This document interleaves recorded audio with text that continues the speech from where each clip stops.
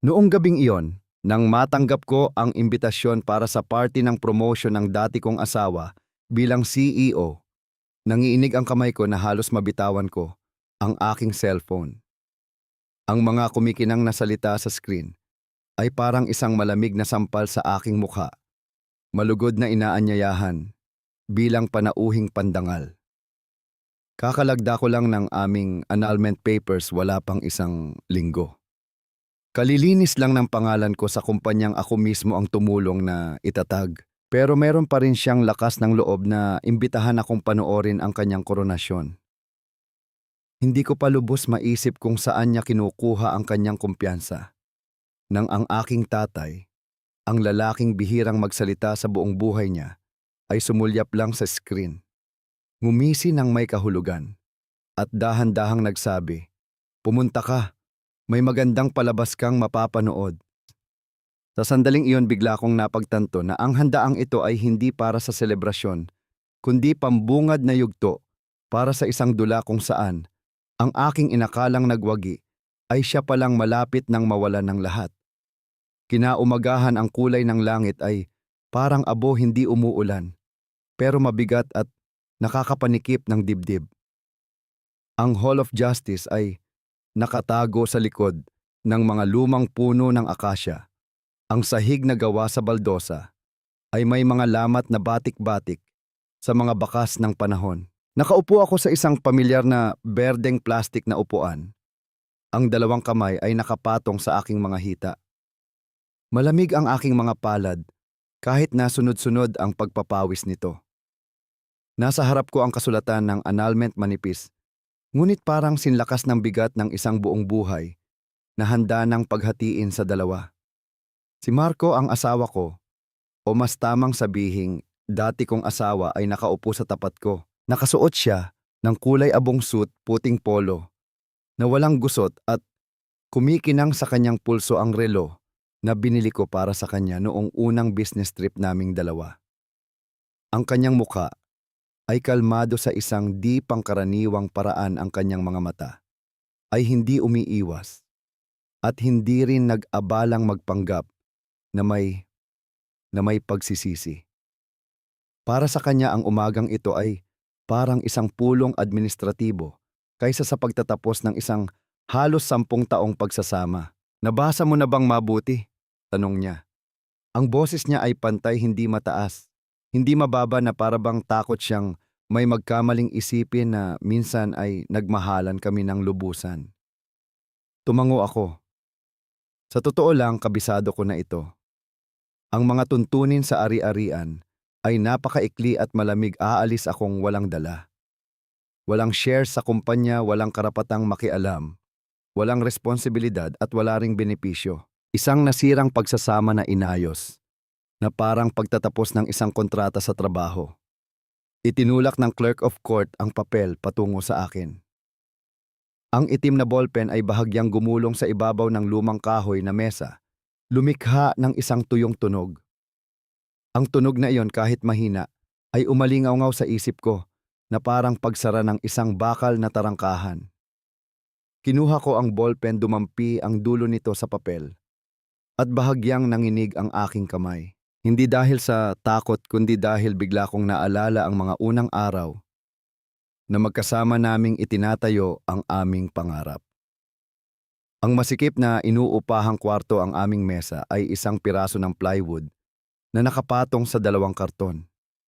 Ako ang nagtatype ng mga business plan, siya ang tumatawag para maghanap ng mga kliyente. Nang makuha ng kumpanya ang unang kontrata, umiyak ako sa tuwa at niyakap niya ako sa gitna ng mainit na silid, sinasabing, anumang makamit namin sa hinaharap ay para sa aming dalawa.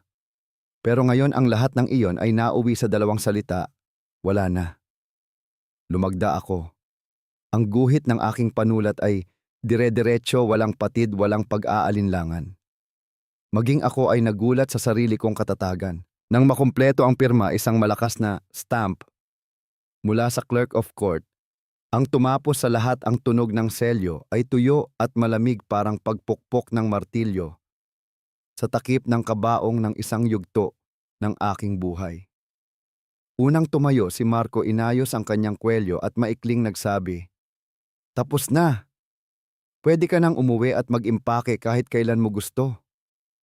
Walang isang salita ng paumanhin, walang isang kataga ng pagpigil. Tumayo ako pagkatapos niya lumabas sa mahaba at makitid na pasilyo kung saan ang maputlang ilaw mula sa fluorescent lamp ay tumatama sa madilim ng sahig. Sa dulo ng pasilyo nakita ko ang dati kong biyenan na nakatayo. May hawak na designer handbag. Ang kanyang mga mata ay mapanuri habang sinusuri ako mula ulo hanggang paa at bahagyang nagtagal sa dala kong bag, isang luma at murang gamit. Hindi siya sa akin nagsalita kundi sa babaeng kasama niya. Sadyang hininaan ang boses ngunit sapat pa rin para marinig ko. Mabuti na lang at maagang nahiwalayan. Babaeng hindi magkaanak tapos pakialamera pa sa negosyo. Para saan pa? Hindi ako huminto, hindi lumingon dahil naiintindihan ko na kung tiningnan ko siya sa sandaling iyon, baka matawa lang ako. Tatawa sa pait, tatawa dahil sa isang huling natuklasang katotohanan. Sa bahay na iyon, hindi ako kailanman naging pamilya. Ako ay isang pansamantalang kasangkapan lamang. Paglabas ko ng gusali, hindi pa direktang tumatama ang sikat ng araw, nakakasilaw sa mata. Maraming tao, maingay ang mga sasakyan. Ang lahat ay normal na gumagalaw. Tanging ang mundo ko lang ang tahimik na gumuho nang walang sino mang nakakaalam. Huminto ako ng ilang segundo, huminga ng malalim at tumawag ng taxi pabalik sa bahay na dati naming tinatawag na amin. Binuksan pa rin ang susi, ang pinto. Nandoon pa rin ang pamilyar na amoy, ngunit wala na ang pakiramdam ng pagiging pamilyar. Sa shoe rack naroon pa rin ang sapatos ni Marco, maayos na nakalagay na parang ang may-ari nito ay hindi kailanman nagtaksil. Hinila ko ang maleta sa gitna ng sala at nagsimulang mag-impake.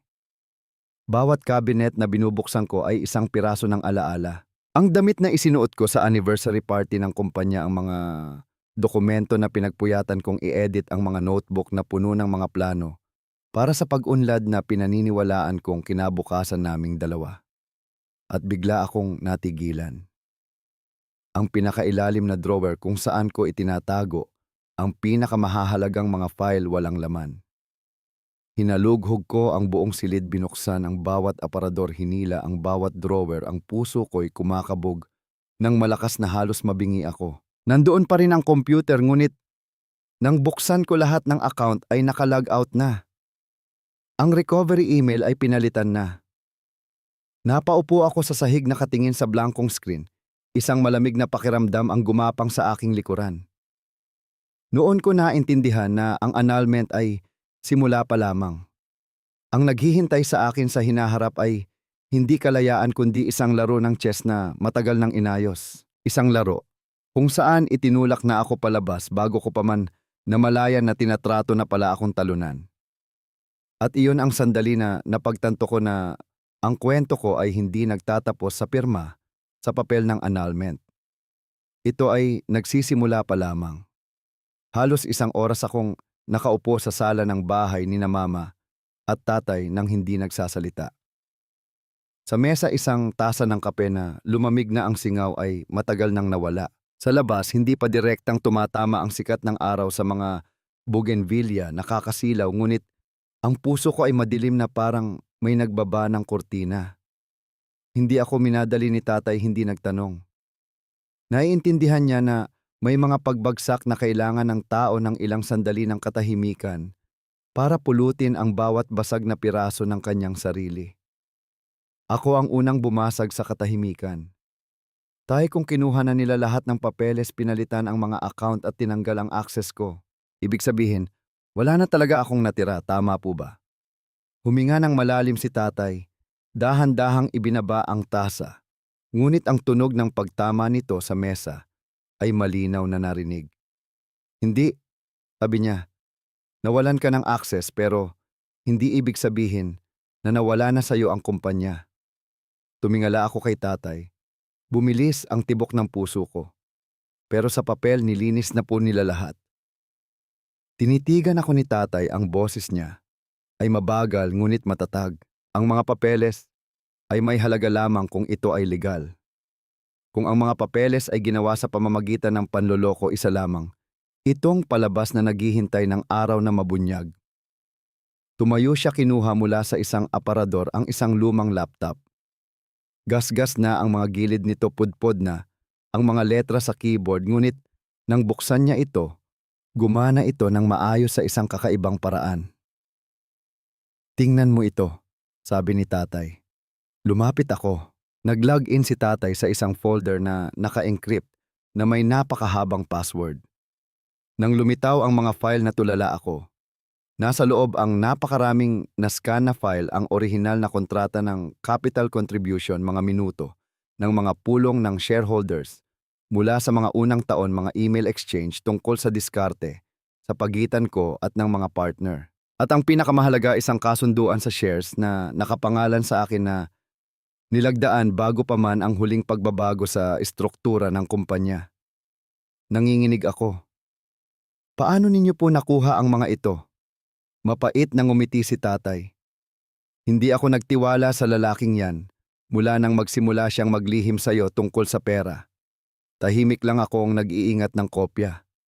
Hindi para manakit ng iba, kundi para protektahan ka kung ikaw ang sasaktan." Yumuko ako. Sa unang pagkakataon mula nang maghiwalay kami, totoong nanikip ang lalamunan ko. Hindi pa nakapagsalita si tatay nang mag-vibrate ang telepono ko. Isang text message mula sa pinagkakatiwalaang assistant ni Marco. "Ma'am, huwag po ninyong masamain ang pag-aayos po ng shares. Ay desisyon ng buong board." Nahirapan din po si Sir Marco. Sana po maintindihan ninyo at manahimik na lang para maging maayos ang lahat. Napatawa ako, isang tuyong tawa. Maayos!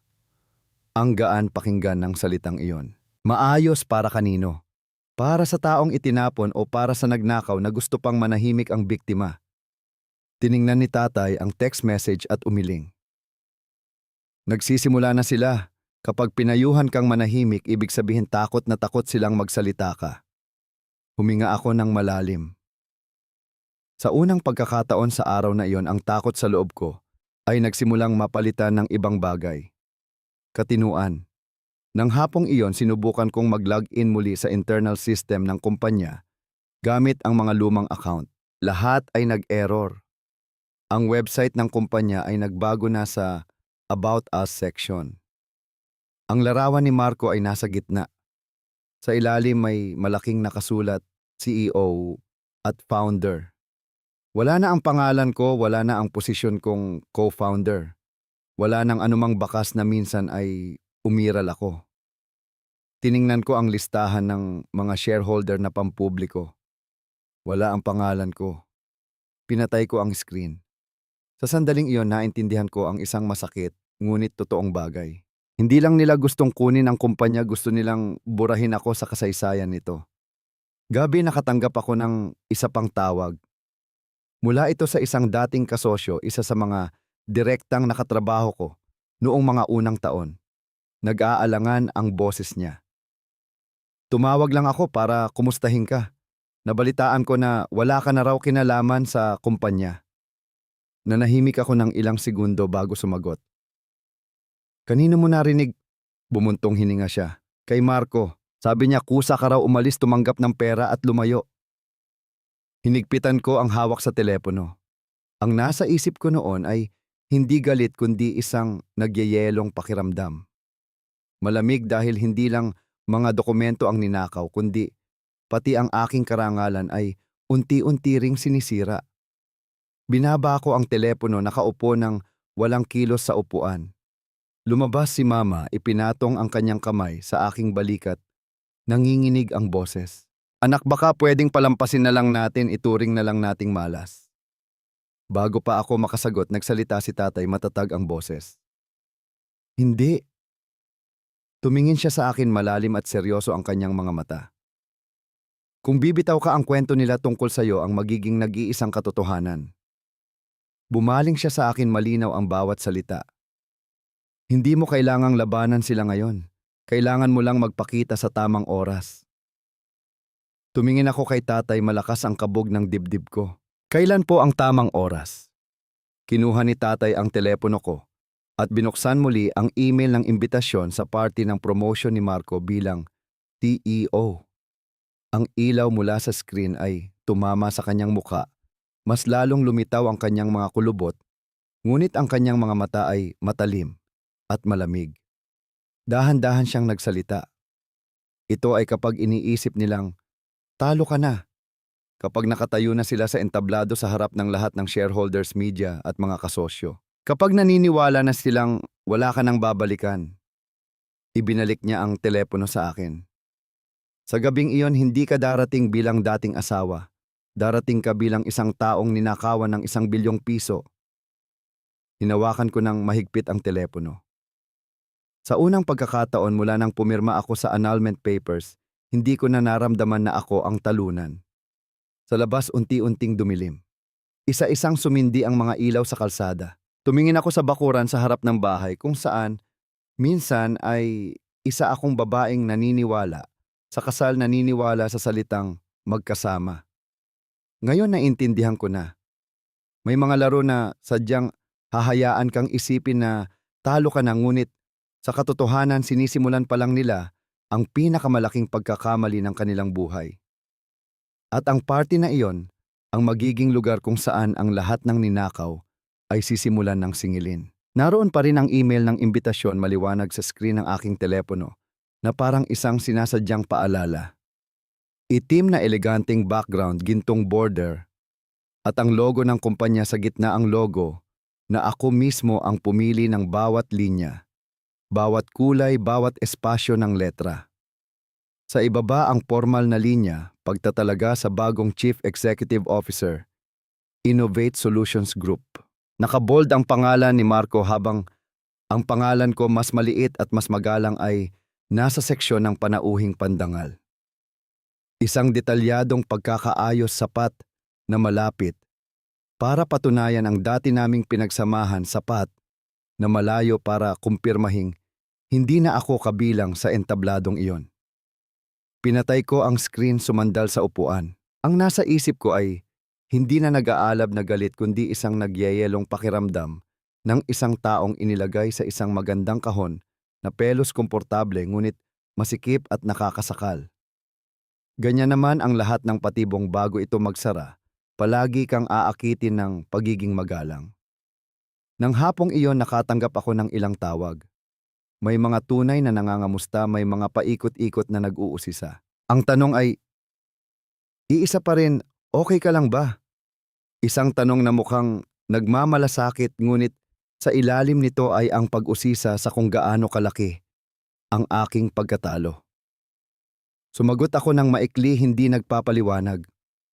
Ang aking pananahimik ay mas nagpabagabag sa kabilang linya kaysa sa inaasahan ko. Gabi tumawag si Marco. Lumitaw ang pangalan niya sa screen. Tinitigan ko ito ng ilang segundo bago sagutin. Natanggap mo na ba ang imbitasyon? Ang boses niya ay ganun pa rin makinis, sapat na pamilyar, sapat na malayo. Oo, sagot ko. Gusto kong pumunta ka, hindi dahil sa forma kundi bilang respeto sa ating nakaraan.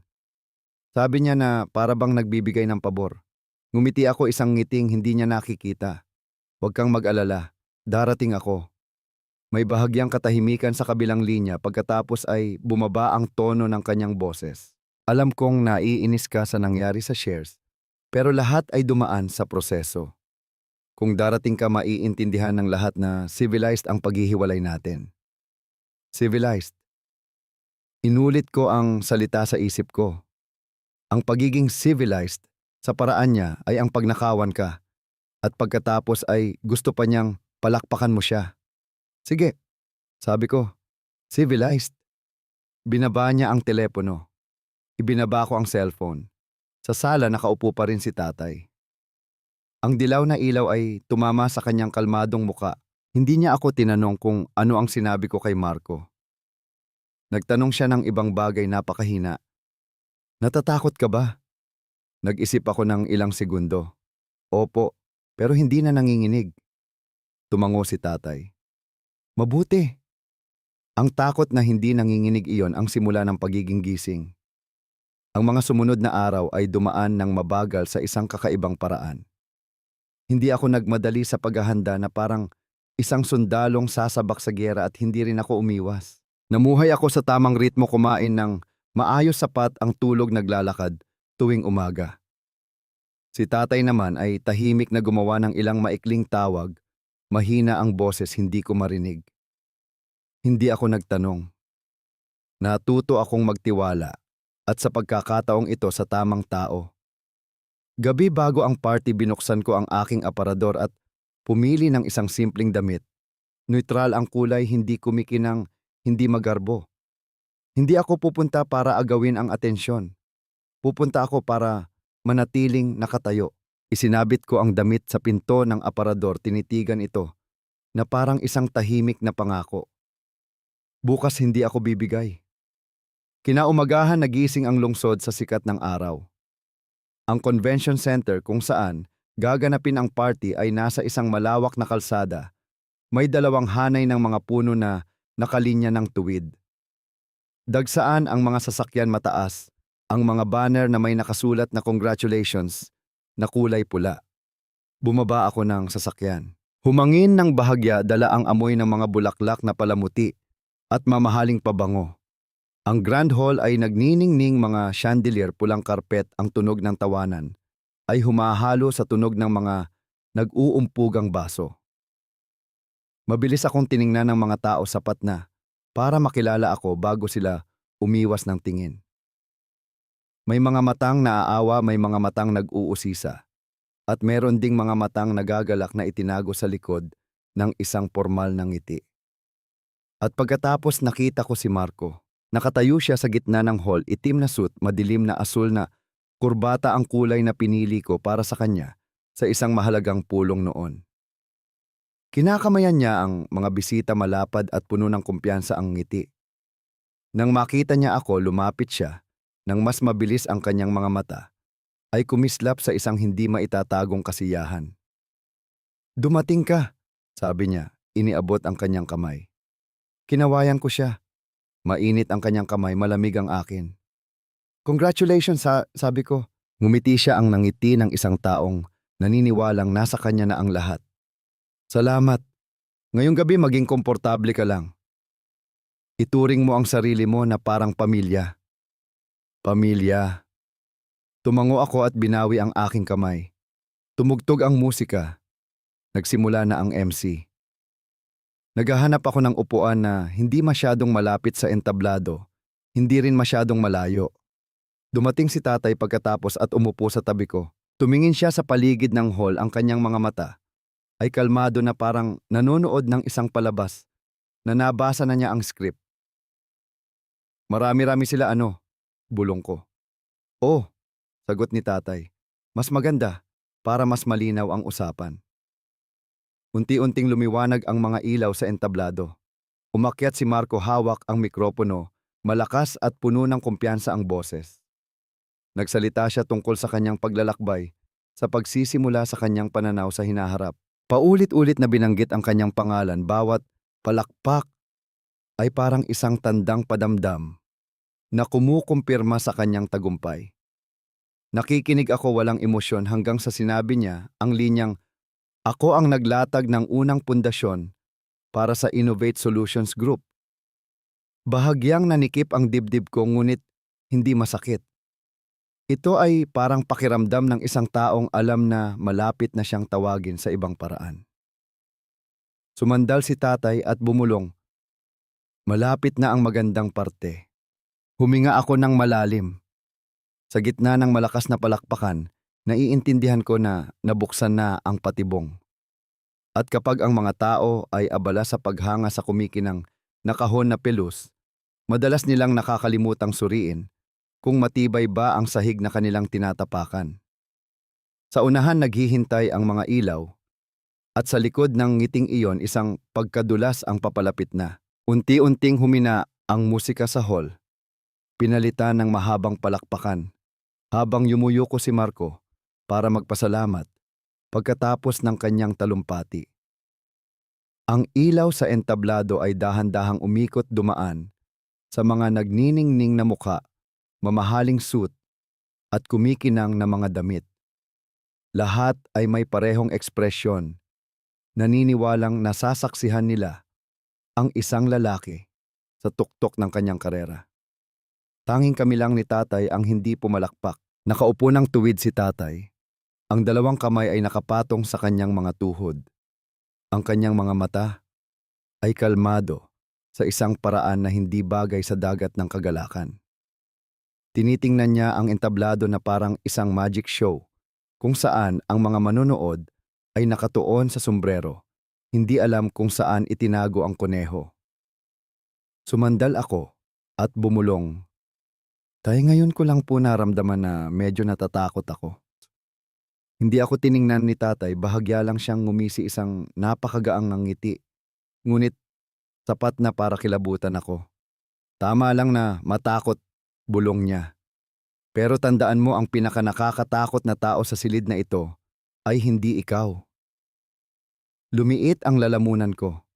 Sa entablado, pinanatili ng MC si Marco para sa seremonya ng paggawad ng desisyon ng appointment. Ang LED screen sa likod ay nagsimulang magpatakbo ng isang video na nagbubuod sa paglalakbay ng kumpanya. Lumipas ang mga pamilyar na larawan, ang mga unang araw, ang mga pagpirma ng kontrata, ang mga selebrasyon ng tagumpay. Nakita ko ang sarili ko roon, hindi direkta, hindi sa gitna. Ngunit nakilala ko ang aking buhok, ang aking hubog, ang aking anggulo, mga sandali na nakatayo ako sa likod, nag-aabot ng mga dokumento, bumubulong ng mga plano. Lahat ay mahusay na pinagtagpi, sapat na para walang magbanggit ng pangalan, sapat na para walang magtanong. Isa pang palakpakan ang umalingaw-ngaw. Tumingin si Marco sa unang hanay at nagtama ang aming mga mata. Ngumiti siya, bahagyang itinaas ang kanyang baso ng alak bilang isang magalang na pagbati. Ang paraan ng kanyang pagngiti ay nagpaunawa sa akin na naniniwala siyang nakaupo ako rito para saksihan ang kanyang tagumpay. Lalong lumapit si tatay sa aking tainga. Nakikita mo ba? Kapag malaki ang panalo ng isang tao, madalas nilang ikwento ang istorya sa paraang pabor sa kanila. At kapag matagal na nilang ikinukwento, nagsisimula na rin silang maniwala na iyon ang katotohanan. Mahina akong nagtanong. Paano naman po ako? Agad sumagot si tatay, walang pag-aalinlangan. Ikaw ang nagdadala ng natitirang bahagi ng katotohanan. Sa entablado, inanyayahan ng MC ang isang kinatawan mula sa board of directors para igawad ang desisyon. Isang nasa katanghaliang gulang na lalaki. Ang lumabas, may hawak na folder na may pulang pabalat. Binasa niya ito ng dahan-dahan, formal ang boses. Bawat salita ay parang nagpapatibay sa bagong posisyon ni Marco. Nang umalingaw-ngaw ang titulong Chief Executive Officer, tumayo ang buong hall at pumalakpak. Tumayo rin ako dahil sa reflex, ngunit si tatay ay nanatiling nakaupo. Ang kanyang pag-upo sa gitna ng mga nakatayong tao ay nagpalingon sa ilang mga mata. Hinawakan ko ang braso ni tatay at bumulong, "Tay!" Umiling lang siya ng bahagya. "Tumayo ka lang. Ako ang uupo." Bigla kong naintindihan. Hindi siya tumayo para bumati. Umupo siya para maghintay. Humupa ang palakpakan. Ngumiti ang MCE. At ngayon, inaanyayahan natin ang ating bagong CEO para sa kanyang acceptance speech. Umakyat muli si Marco. Sa pagkakataong ito, mas matagal niyang hinawakan ang mikropono. Nagsalita siya tungkol sa responsibilidad sa hinaharap sa pagdadala sa kumpanya sa mas mataas na antas. Bawat pangungusap ay kinakalkula, sapat na mapagkumbaba, sapat na may tiwala sa sarili. Tumango ang mga tao, ilang shareholders ang ngumiti ng may kasiyahan. Sa huli, tinapos niya ito sa isang magandang pangungusap. At nais ko ring pasalamatan ang lahat ng mga taong sumama sa akin sa aking paglalakbay. Naghihintay ako kahit alam kong walang pag-asa, isang pangalan. Ngunit huminto lang siya roon, yumuko, at tumanggap ng isa pang palakpakan. Noon lang tumayo si tatay, hindi mabilis, hindi nagmamadali. Tumayo siya na parang papasok sa isang pamilyar na lakad. Lumingon ako. Kumakabog ang puso ko. Inayos niya ang kanyang kwelyo, ipinatong ang kanyang kamay sa aking balikat at bumulong ng isang pangungusap na tatandaan ko habang buhay. Oras na para panoorin ang magandang palabas. Bago pa ako makareact, lumakad na si tatay papunta sa gitnang pasilyo. Nagulat ang mga tao sa paligid, nagbubulungan. Ang MC sa entablado ay bahagyang natigilan nang makita ang isang matandang lalaki na papalapit sa kanya na may kakaibang kalmadong tingin. Itinaas ni tatay ang kanyang kamay para humingi ng mikropono. Tumahimik ang buong hall, isang katahimikang napakabigat na parang ang hangin ay siniksik bago ang isang malakas na ulan. Nakatayo si Marco sa entablado, ang kanyang nangiti ay biglang nanigas. Nag-alinlangan ang MC ng ilang segundo bago ibigay ang mikropono. Kinuha ito ni tatay, tumingin sa paligid, ang kanyang mga mata ay dumaan sa mga mukha na puno ng pag-usisa at pagkalito bago huminto kay Marco. Malalim at malinaw ang kanyang boses. Hindi kailangang sumigaw. Paumanhin sa lahat, meron lang akong isang maikling tanong. Nagpigil ng hininga ang buong hall. Sa kwento ng pagsisimula na kakatapos lang, pagpapatuloy ni tatay, sino ang totoong naglabas ng puhunan noong unang araw? 1 segundo, 2 segundo. Walang pumalakpak, walang tumawa. Binuksan ni Marco ang kanyang bibig. Ngunit bago pa siya makapagsalita, ngumisi si tatay, ang parehong ngisi, at nagpatuloy dahan-dahan na parang naglalagay ng bawat piyesa ng chess sa board. Kung sakaling hindi na maaalala ni Ginoong Marco, hayaan ninyong ipaalala ko. Dahil ang taong iyon ay nakaupo mismo dito. Ang tingin ni tatay ay bumaling sa akin. At sa unang pagkakataon sa gabing iyon, malinaw kong naramdaman ang entablado ay nagsisimula ng tumagilid. Ang buong hall ay bumagsak sa isang kakaibang katahimikan. Hindi ito ang magalang na katahimikan pagkatapos ng isang mahirap na tanong, kundi isang katahimikang mabigat na parang may aksidenteng pumindot ng mute button para sa buong silid. Hindi na nagkikislapan ang mga baso ng alak. Biglang narinig ng malinaw ang ugong ng aircon. Ang lahat ng mata ay nakatuon sa entablado, kung saan nakatayo si Marco, at kay tatay, ang taong basta na lang naghagis ng isang tanong na wala sa script. Hinipitan ni Marco ang hawak sa mikropono. Kitang-kita ko. Bahagyang nanginig ang kanyang kamay, isang sandali lang. Napakabilis ngunit sapat para sa isang taong halos 10 taong nabuhay. Kasama niya na mapansin ito. Iyon ang reaksyon ng isang taong hindi handa, ng isang taong sinusubukang panatilihin ang balanse habang ang lupa sa ilalim ng kanyang mga paa ay nagsisimulang magkaroon ng maliliit na bitak. Ngumiti si Marco, isang pamilyar na ngiti, ngunit sa pagkakataong ito medyo nanigas ang gilid ng kanyang labi. Pakiulit po, Ginoo. Sabi niya, pilit na pinapanatili ang kalmadong tono. Ang ibig po ninyong sabihin ay, hindi agad sumagot si tatay. Tumayo siya ng tuwid, hawak ang mikropono, ang kanyang mga mata ay dahan-dahang dumaan sa buong hall, sa mga mukha ng mga veteranong shareholders, malalaking kasosyo, at mga investor na nagsisimula ng kumunot ang noo. Pagkatapos ay muli siyang tumingin kay Marco, malalim at malinaw ang boses.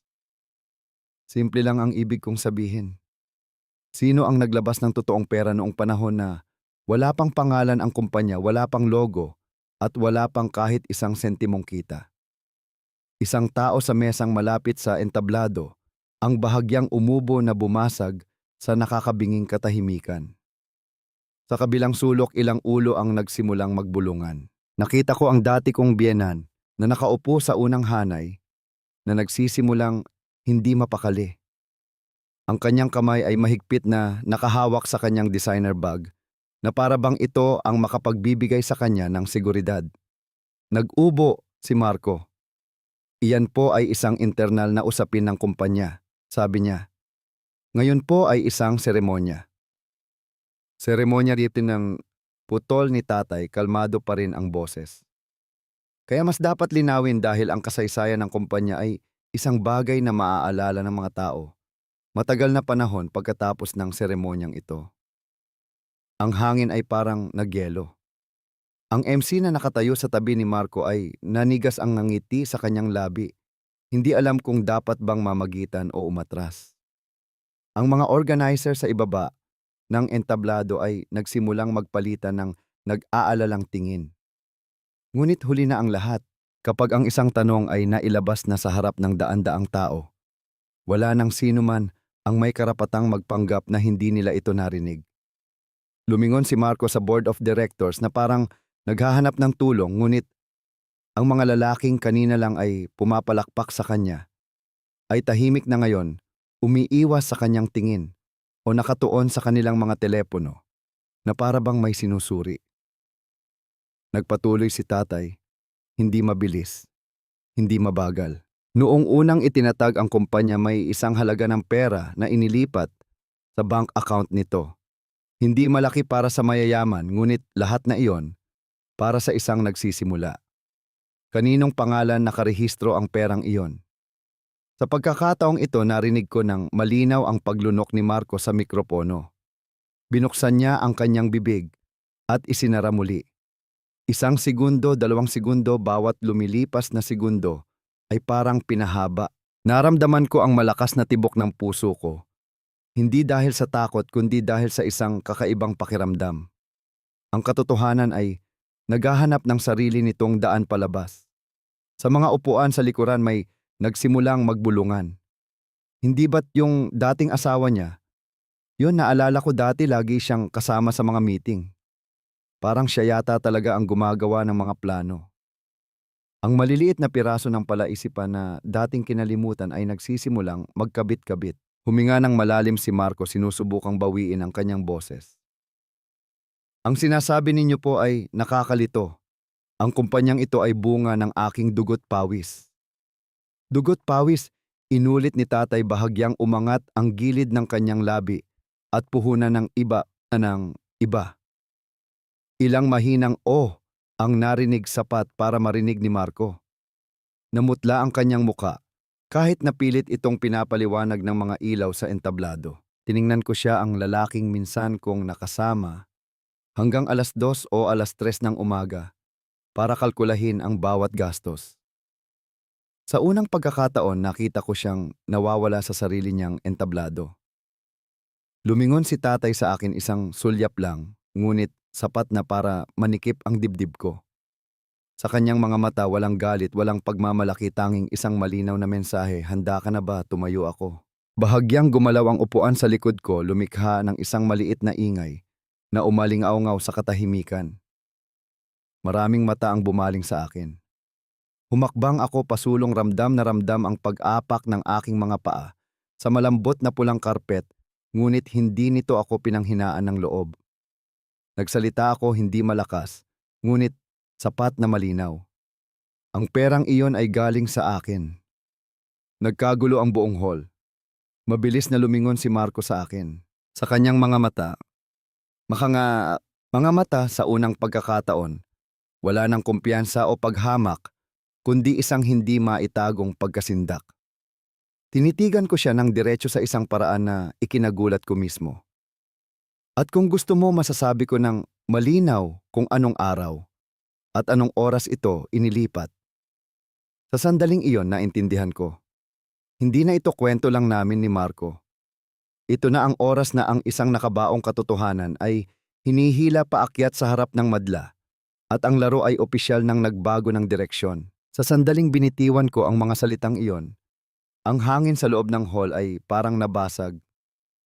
Ang bulungan ay sumabog, umalingaw-ngaw sa bawat mesa, sa bawat hanay ng upuan, na wala na ang dating pagiging formal. Ang mga matang kanina lang ay walang pakialam, mausisa o naaawa, ngayon ay sabay-sabay na bumaling sa akin, hindi na umiiwas. Nakatayo si Marco sa entablado, ang kanyang muka ay nanigas na parang estatwa. Ang mikropono sa kanyang kamay ay bahagyang bumaba, sapat para ipakita ang kanyang braso na namumuti sa higpit ng pagkakahawak. Hindi siya agad tumingin sa akin, kundi sa sahig, na para bang doon ay makakahanap siya ng mas ligtas na sagot. Ang dati kong biyenan ay biglang tumayo mula sa kanyang upuan. Anong pinagsasabi mo? Sigaw niya. Ang kanyang matinis na boses ay umalingaw-ngaw sa nagkakagulong silid. Ano led na kayo? May karapatan ka pa bang tumayo rito at mag-imbento ng kwento? Humakbang siya pasulong, ngunit isang organizer ang marahang pumigil sa kanya. Tiningnan ko siya at biglang naging kalmado ang puso ko. Sa loob ng maraming taon, hinangad kong ituring niya akong tunay na manugang. Ngayon wala na akong inaasahan. Tinitingnan ko na lang siya bilang isang taong takot na mawala ang isang bagay na hindi naman talaga sa kanya. Sumagot ako hindi mataas, hindi mababa ang boses. Hindi po ako nag-iimbento. Sinasabi ko lang po ang totoo. Isang malaking shareholder na nakaupo sa unang hanay, isang lalaking may puting buhok na ang nagbaba ng kanyang baso ng alak sa mesa. Ang tunog ay mahina, ngunit malinaw. Tumingin siya kay Marco, malalim ang boses. Ginoong Marco, sa tingin ko kailangan itong linawin. Tumingala si Marco, may mga butil na ng pawis sa kanyang sentido. Tito, ito po ay usaping pampamilya, hindi putol ng lalaki. Kapag ang pinag-uusapan ay ang paunang puhunan, ito ay usapin na ng mga shareholder. Ilang tao ang tumango. May nagbukas ng telepono, may nagbuklat ng notebook.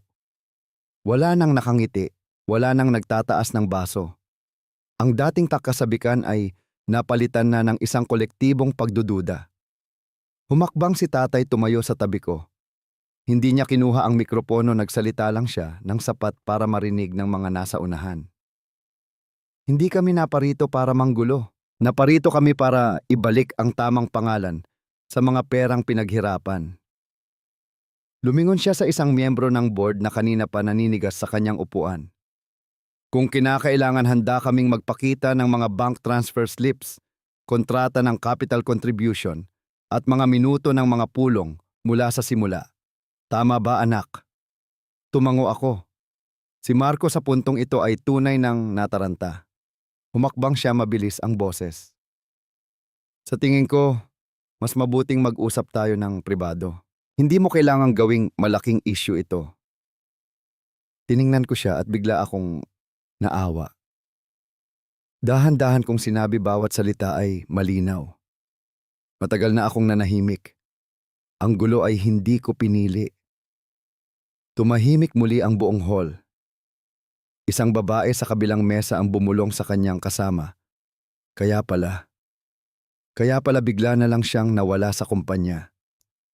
Sa likuran, ilang dating empleyado, mga taong nakatrabaho ko, ang nagtinginan, ang kanilang mga mata ay unti-unting nagliliwanag na parang nakumpirma ang isang bagay na matagal na nilang nararamdaman. Lumingon si Marco sa MC at may ibinulong. Lito ang MC na tumingin sa mga organizer, ngunit ang lahat ay wala na sa script. Kapag ang katotohanan ay nabanggit na wala nang sino man ang may karapatang patayin ang mikropono. Tumayo ang lalaking may puting buhok, malakas at tiyak ang boses. Iminumungkahi kong pansamantalang itigil ang seremonya ng pagtatalaga. Ang board ay nangangailangan ng isang agarang pulong. Ang mga salitang iyon ay bumagsak sa hall na parang isang tandang padamdam. Namutla ang dati kong biyenan. May ibinubulong siya habang nanginginig na binubuksan ang kanyang telepono. Umatras si Marco ng isang hakbang, isang napakaliit na hakbang, ngunit kitang-kita ko na ito ang kanyang unang pag-atras sa gabing ito. Huminga ako ng malalim, ang dibdib ko ay umaalon, ngunit hindi na nanginginig. Napagtanto ko na nakatayo ako ng napakatuwid. Sumandal si tatay at bumulong sapat lang para marinig ko. Nakikita mo na kapag bumukas ang ilaw, ang dilim ay kusa ng aatras. Tumingin ako sa paligid ng hall. Ang mga mata ngayon ay hindi na ako tinitingnan bilang talunan. May pag-usisa, may pagkagulat at mayroon ding respeto. At sa sandaling iyon, isang bagay ang naging napakalinaw sa akin. Ang katotohanan ay hindi kailangang sumigaw. Kailangan lang nitong lumitaw sa tamang oras. Ang party ay hindi na party. Ito ay naging pambungad na pagdinig para sa muling pagsusuri ng isang buong kwento. At ako, ang taong dating itinulak palabas, ay nakatayo mismo sa gitna nito. Hindi pa tuluyang humuhupa ang kaguluhan sa hall nang biglang sumindi ang maliliit na ilaw sa likuran. Agad kong nakilala media. Hindi lahat ngunit sapat na para lumikha ng pressure. Ang mga reporter na inimbitahan para i-cover ang seremonya ng pagtatalaga ay hindi na mapakali. Ang mga lente ng kanilang kamera ay nag-aalinlangan kung itututok sa entablado o sa hanay kung saan ako nakatayo. Napansin din iyon ni Marco.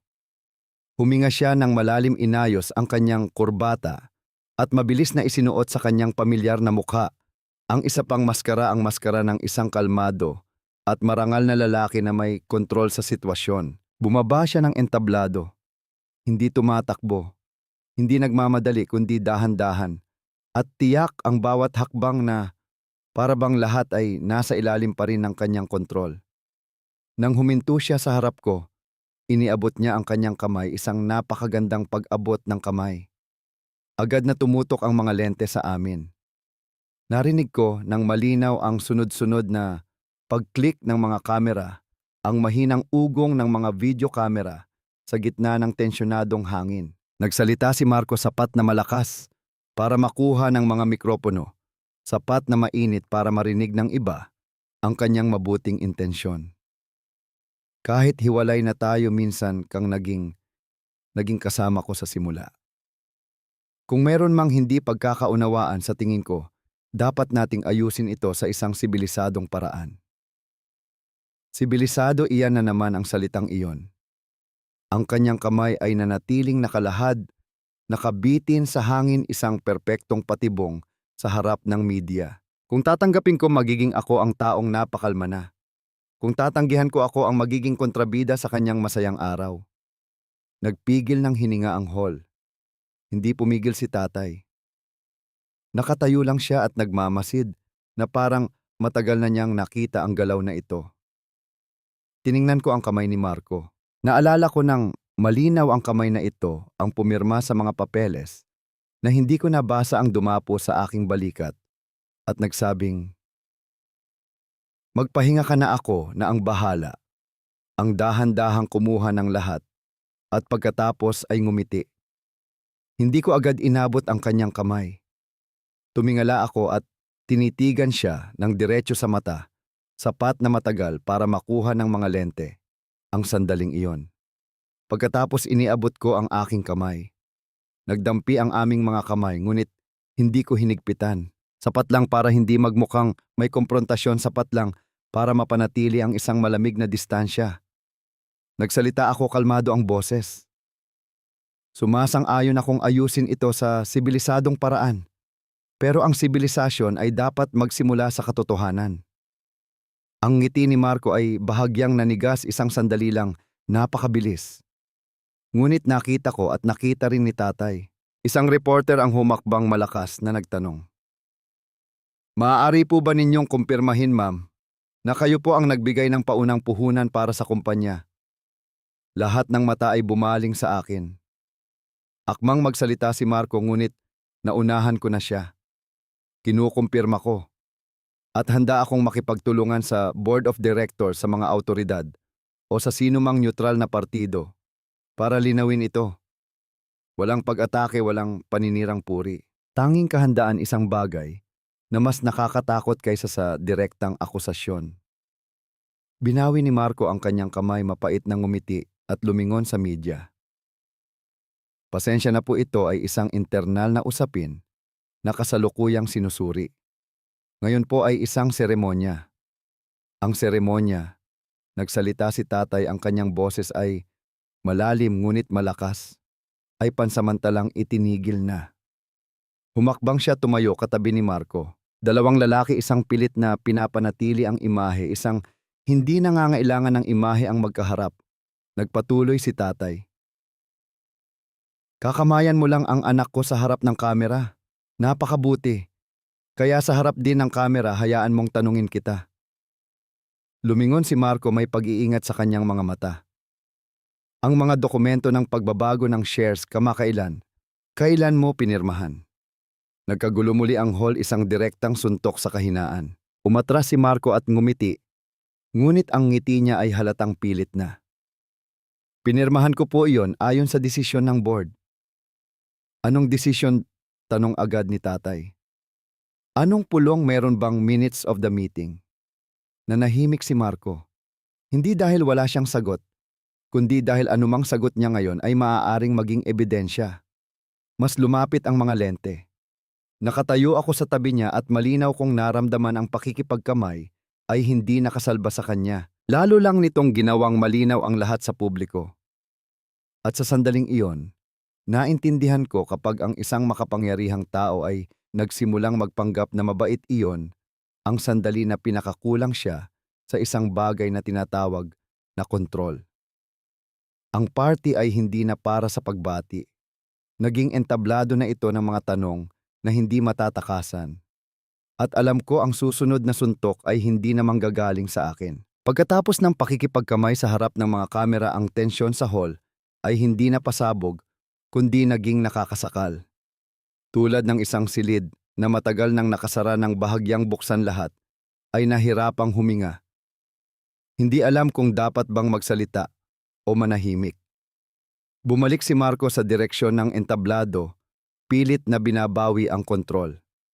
Ang MC na nakatayo sa tabi niya ay hawak ang script ngunit hindi alam kung saang pahina lilipat. Ang mga organizer ay halatang hindi mapakali. Ang mga mesang dating maingay ay meron na lang mga putol-putol na bulungan, parang maliliit na alon na ayaw tumigil. Akmang babalik na ako sa aking upuan nang maramdaman kong may nakatingin sa akin kaya napahinto ako. Hindi ito tingin ng pag-usisa o pagsusuri, kundi tingin ng isang taong nakakaunawa. Lumingon ako sa kaliwa. Sa hanay ng mga mesa, malapit sa pader, isang nasa katanghaliang gulang na lalaki ang nakaupo ng tuwid. Nakasuot siya ng madilim na suit. Luma ang estilo ngunit maayos. May mga puti na ang kanyang buhok, matangos ang mukha, at ang kanyang mga mata ay matalim. Ngunit kalmado ang mga mata ng isang taong mas sanay tumingin sa mga numero kaysa sa mga tao. Nang tumingin ako, hindi siya umiwas. Sa halip, bahagya siyang tumango sa akin, parang isang pagbating matagal nang nakaplano. Bahagyang kumabog ang puso ko. Hindi ko siya kilala, sigurado ako roon, ngunit may kakaibang pakiramdam na para bang kilala niya ako. Napansin din ni tatay. Mas matagal niyang tiningnan ang lalaki kaysa karaniwan. May bahid ng pag-iingat sa mga mata ni tatay na naging kalmado rin. Nagtinginan sila ng walang salita, walang ngiti. Isang maikling sandali lang, ngunit sapat para maintindihan kong hindi sila estranghero sa isa't isa. Si Marco ay nakatalikod na sa mga manonood, may ibinubulong sa isang organizer. Ang dati kong biyenan ay nakaupo ng tahimik, mahigpit ang pagkakatikom ng labi. Ang mga mata ay hindi inaalis sa telepono na para bang naghihintay ng isang tawag na magliligtas sa kanya. Tumayo ang lalaking nasa katanghaliang gulang. Hindi siya dumiretso sa entablado. Dumaan siya sa gilid, napakabagal, napakadangal. Bawat hakbang ay tiyak hindi nagmamadali. Hindi kailangan ng atensyon, ngunit habang papalapit siya, mas maraming mata ang sumusunod sa kanya. Huminto siya ilang hakbang mula sa akin. Ikaw ang nagsalita tungkol sa paunang puhunan, tama ba? Tanong niya. Ang kanyang boses ay malalim at malinaw, walang sobrang emosyon. Tumango ako. Opo. Tiningnan niya ako ng isa pang segundo, bago ngumiti isang napakagaang ngiti. Tama nga ang hula ko. Bago pa ako makapagtanong, lumingon na siya kay tatay. Ganyan ka pa rin, sabi niya na para bang nagsasalita sa isang matagal ng kaibigan. Kapag kailangan, hahayaan mo lang. Pero kapag kumilos ka na, hindi sumasablay. Bumuntong hininga si tatay. Ayoko lang na minamaliit ng iba ang anak ko. Ang dalawang lalaki ay nag-usap ng ilang maikling salita, ngunit pakiramdam ko isang malaking bahagi ng larawan ang biglang nabuksan. Lumingon ako kay tatay na may nagtatanong na tingin. Tumingin sa akin si tatay, mahina, ngunit malinaw ang bawat salita. Naaalala mo ba si Ginoong Reyes? Ang nagpahiram sa atin ng bridge loan noong unang taon ng kumpanya. Natigilan ako. Bumalik ang mga alaala. Isang maulan na hapon, isang maliit na opisina, isang lalaking hindi pala salita, tatlong tanong lang tungkol sa cash flow at plano. Noon ako ang nagapresenta. Si Marco ay nakaupo lang sa tabi. Kayo po si Ginoong Reyes. Tanong ko hindi maitago ang pagkagulat. Tumango si Ginoong Reyes. Matagal na rin tayong hindi nagkita hija, sabi niya. Naparito lang ako para dumalo sa party pero nang marinig ko ang mga sinabi kanina, sa tingin ko dapat akong tumayo. Nanikip ang dibdib ko. Bakit po, tanong ko, tumingin siya ng diretso sa entablado kung saan pilit na pinapanatili ni Marco ang kanyang postura at dahan-dahang nagsabi, dahil may naririnig akong nagkukwento na kulang ng pinakamahalagang tauhan. Sa kabilang banda napansin ni Marco na may isang maliit na grupo na nag-uusap. Lumapit siya, mabilis na ngumiti. Ginoong Reyes, narito po pala kayo, sabi ni Marco bahagyang mas mataas ang boses kaysa karaniwan. Hindi ko po alam na darating kayo. Tiningnan ni Ginoong Reyes si Marco kalmado hanggang sa panlalamig ang kanyang mga mata. Oo, narito ako, sagot niya. At narinig kong sinabi mo na ikaw ang naglatag ng unang pundasyon. Nanigas ang hangin sa paligid. Pilit na ngumiti si Marco. Matagal na po iyon, Ginoo. Lahat naman po ay nagtulong-tulong. Nagtulong-tulong, inulit ni Ginoong Reyes bago lumingon sa akin. Pero may isang nag-ambag ng pera ng plano at ng personal na reputasyon para makuha ang unang pautang. Muli siyang tumingin kay Marco. At ikaw nag-ambag ka ng pirma. Ilang taong malapit ang napasinghap. Namutla si Marco. Akmang magsasabi siya ng isang bagay ngunit itinaas ni Ginoong Reyes ang kanyang kamay para pigilan siya. Wala akong pinapanigan, sabi ni Ginoong Reyes. Pinapanigan ko lang ang mga tamang numero. Lumingon siya sa akin, bumaba ang kanyang boses. Naitago mo pa ba ang mga resibo ng transfer ng pera noon? Tumango ako. Opo, naitago ko po. Muling tumango si Ginoong Reyes. Mabuti, sabi niya. Kung gayon ang kwento ngayong gabi ay hindi pa maaaring magtapos. Naramdaman kong nanlamig ang aking likod hindi dahil sa takot kundi dahil sa isang malinaw na pakiramdam. Ang lalaking ito ay hindi naparito para magsalita ng marami. Naparito siya para ilabas ang isang ebidensya. Tumingin ako kay Marco. Sa unang pagkakataon sa buong gabi umiwas siya sa aking tingin. At alam ko ang dulang inakala niyang siya ang direktor ay nagkaroon na ng isang taong muling isusulat ang kasukdulan. Sakto namang nabawi ng MC ang kanyang boses. Pilit na ibinabalik ang programa sa dati nitong daloy. Pilit siyang ngumiti at malakas na nagsalita para tabunan ang mga bulungan. Maraming salamat po sa mga opinyon. Ituloy po natin ang programa sa pagpapakita ng bagong strategic direction ng ating management. Humina ang ilaw sa hall. Tumingin ang mga tao sa entablado. Tumayo ng tuwid si Marco. Huminga ng malalim at inayos ang mikropono. Kitang-kita kong kailangan niya ang sandaling ito para bawiin ang kanyang imahe. Ang LED screen sa likod ay umilaw. Lumitaw ang mga pamilyar na slide growth charts, expansion maps, mga numerong kulay berde na puno ng pag-asa. Muling nagsalita si Marco, mas matatag na ang boses, na para bang nabawi na niya ang kanyang hininga. Sa susunod na yugto ang Innovate Solutions Group ay magtutuon sa tatlong pangunahing haligi, sabi niya ng tuloy-tuloy. Nakikinig ang mga tao kahit hindi na kasing sigla ng dati. Alam kong sinusubukan niyang lagpasan ang delikadong bahagi umaasang kung magsasalita siya ng matagal makakalimutan ng lahat ang tanong tungkol sa puhunan. Biglang bahagyang pumitik ang screen, isang maliit na pagpitik, ngunit sapat para mapansin ng mga nasa unahan. Huminto si Marco, lumingon sa technical booth. Isang staff sa ibaba ang nagmamadaling sumenyas na ayos lang. Nagpatuloy si Marco ngunit wala pang 10 segundo. Biglang namatay ang screen. Nagbulungan ang mga tao. Lumingon si Marco, nawawala na ang pasensya. Anong nangyayari? Bago pa may makasagot, muling sumindi ang screen. Ngunit hindi na ito ang slide ng stratehiya. Isang kopya ng bank statement ang lumitaw naka-zoom in. Sa gitna ng screen, napakalinaw na kahit ang mga nasa likod ay makikita ito. Ang pangalan ng nagpadala ng pera ay nakabilog na pula. Ang PETSA oras account number at ang maliit na tala sa ibaba. Capital Contribution, Tranche Isa Company Incorporation. Nagkagulo ang buong hall. Nanigas si Marco. Narinig ko ang ilang bulong. Teka, ano to? Bakit ito ang ipinapakita? Sandali, ang pangalan ng nagpadala ay...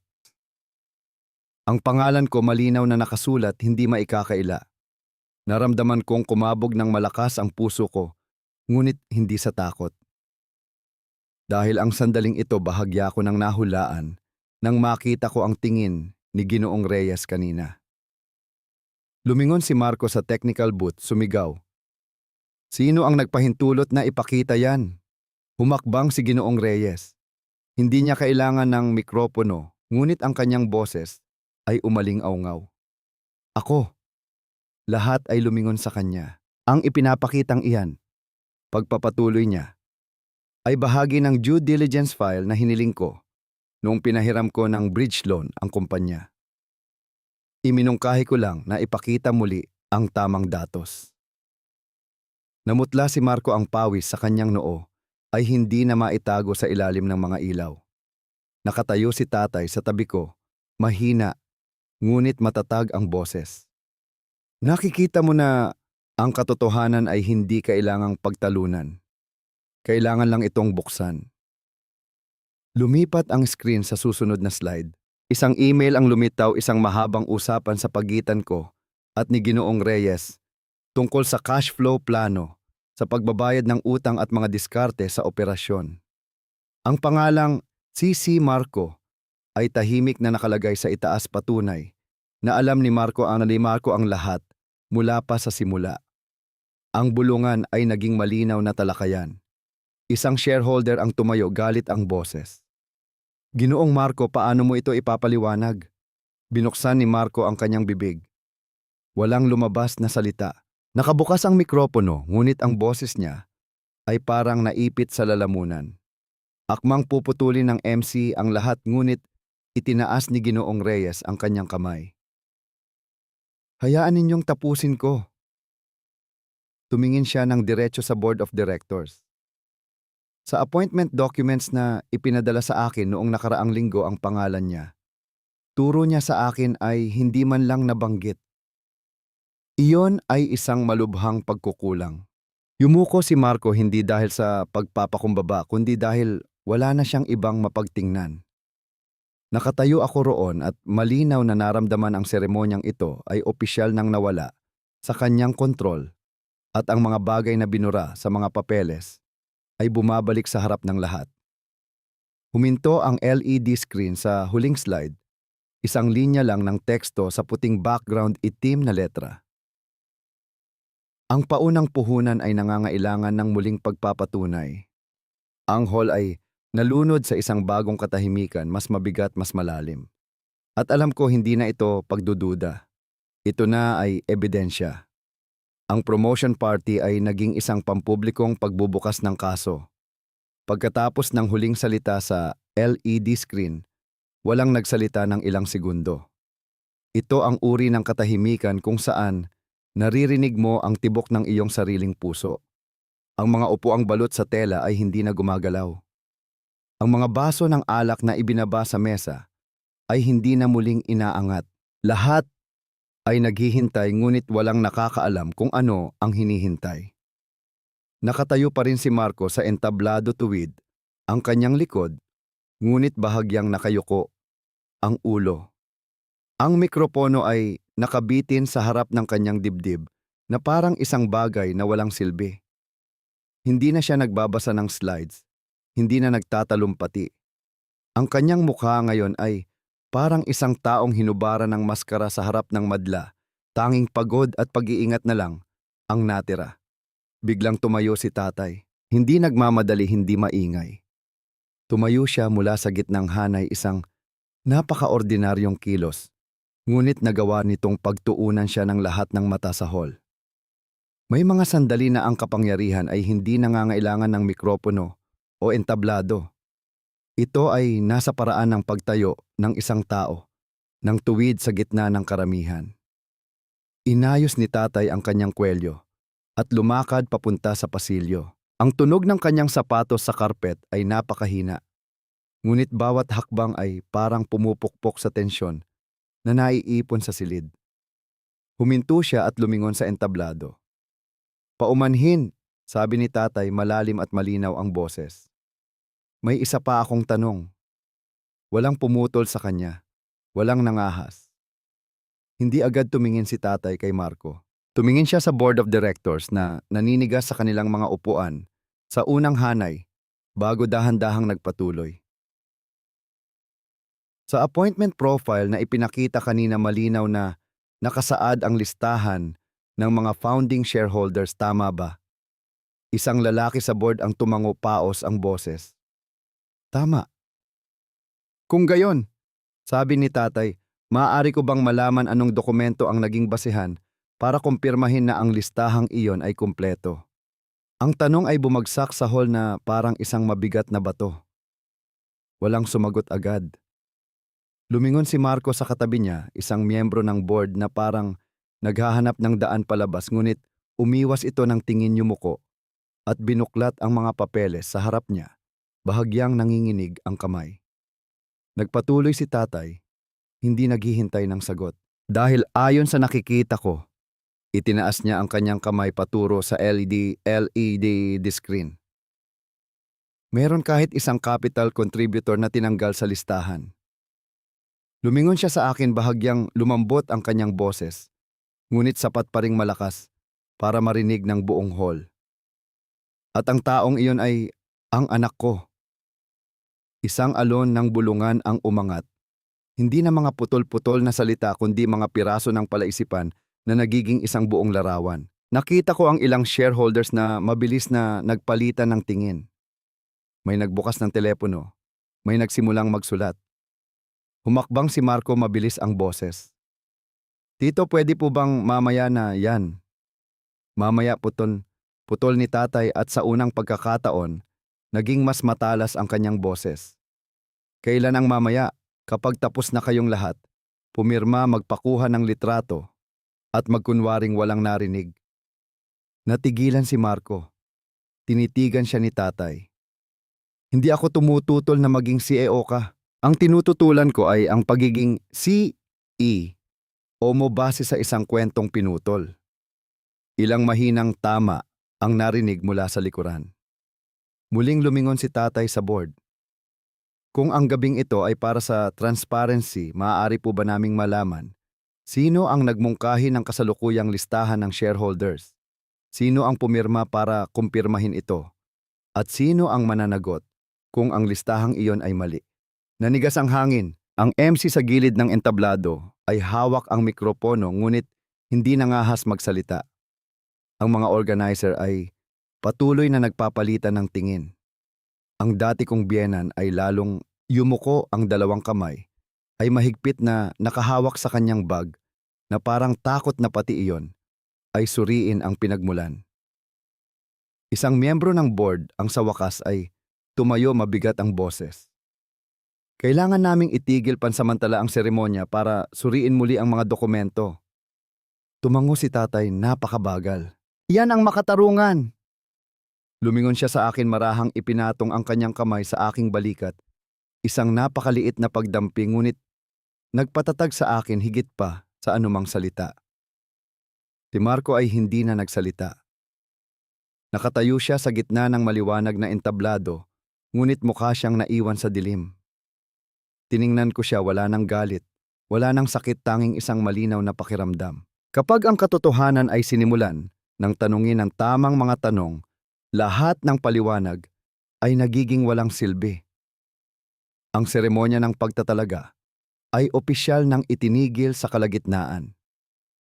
At alam ko mula sa sandaling tumayo si tatay at sinabing, paumanhin, may tanong ako. Ang kwentong ito ay pumasok na sa ibang kabanata. Isang kabanata kung saan wala nang sino man ang may karapatang umiwas.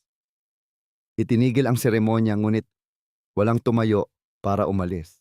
Hindi dahil sa pagiging magalang kundi dahil walang gustong makaligtaan ang susunod na mangyayari. Ang atmosfera sa hall ngayon ay parang bago ang paghatol, mabigat, tensyonado at puno ng mga matang tahimik na tinitimbang ang mga pakinabang at panganib. Ang board of directors ay nagtipon sa isang sulok, nag-uusap ng mahina ngunit mabilis. Ang mga organizer ay litong nakatayo sa gilid, patuloy na sumasagot sa telepono. Ang MC ay matagal nang umalis sa entablado, nag-iwan ng isang espasyong maliwanag, ngunit walang laman. Bumaba si Marco ng entablado. Hindi na siya nakatayo sa gitna ng mga ilaw. Nakatayo siya malapit sa mesa ng board, nakatalikod sa mga manonood. Kitang-kita ko ang pagbagsak ng kanyang mga balikat na parabang sa loob lang ng kalahating oras. Tumanda siya ng ilang taon.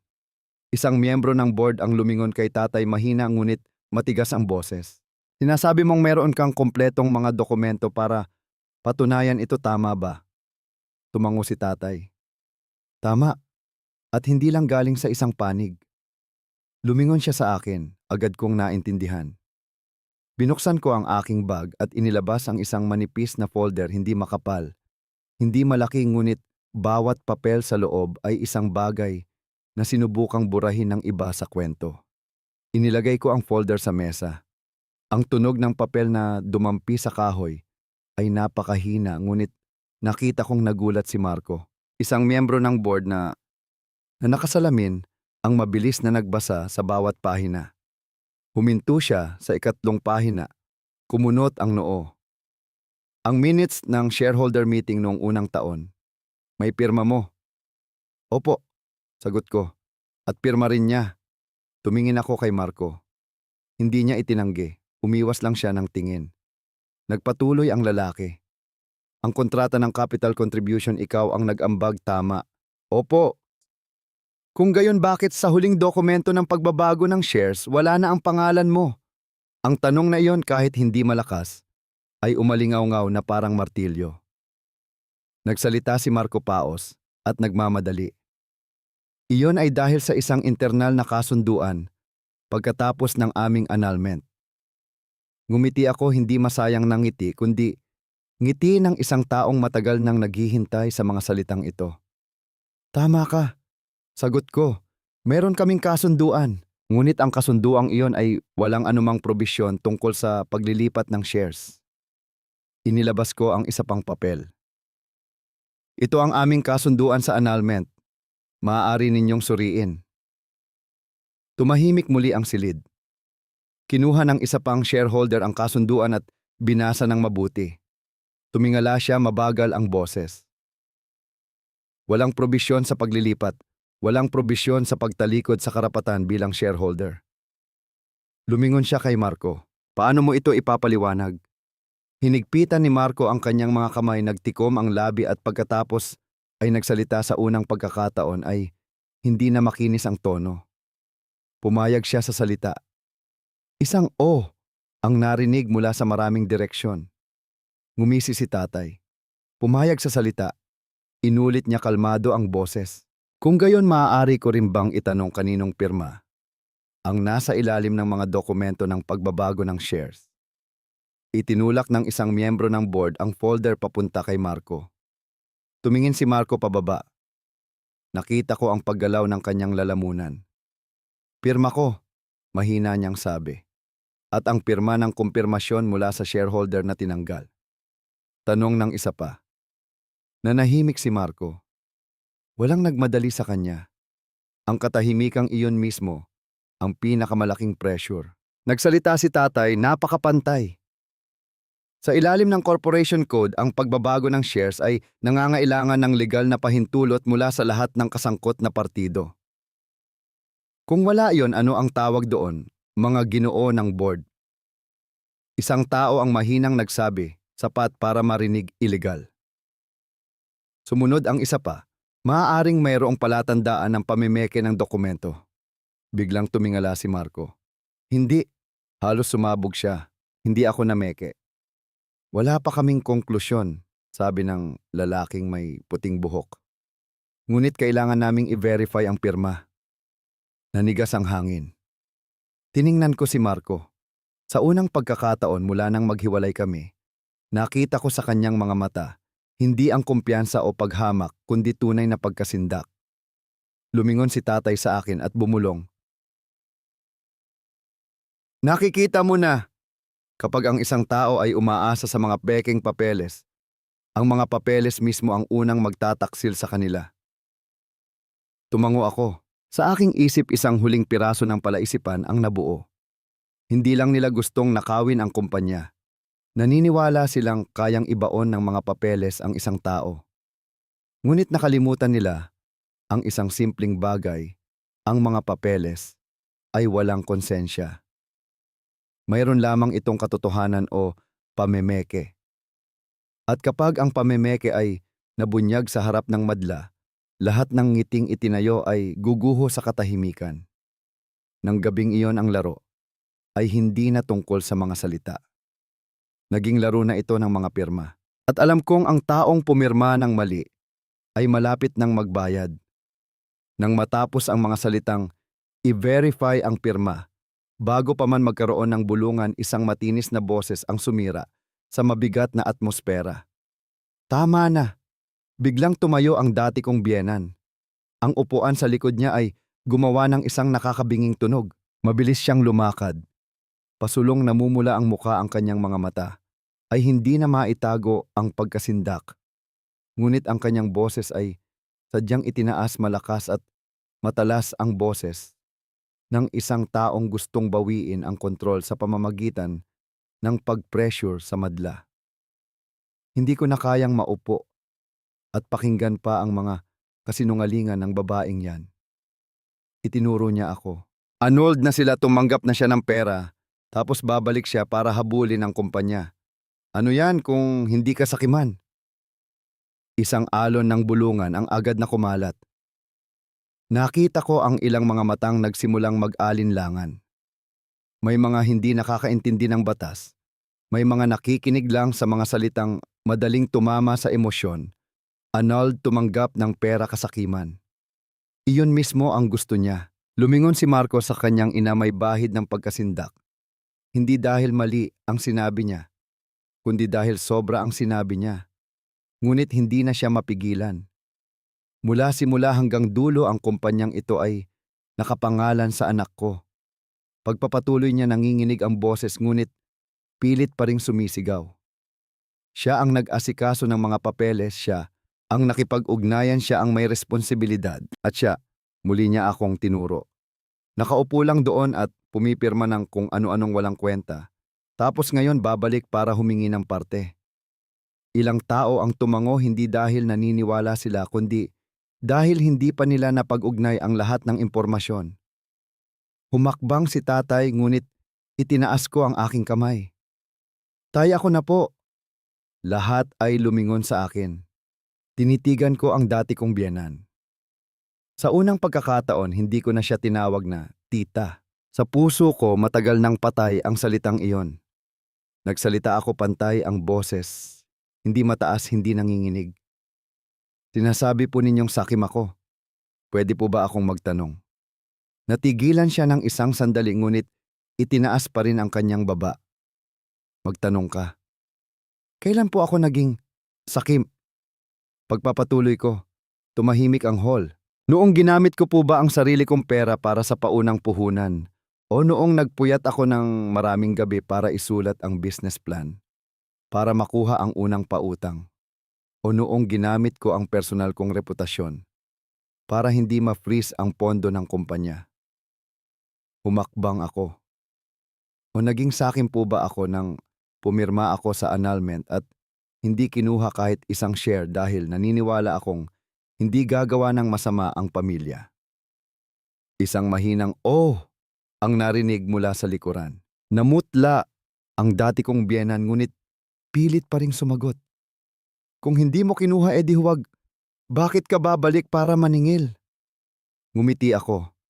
Sa pagkakataong ito, isang napakalungkot na ngiti. Hindi po ako bumalik para maningil, sabi ko.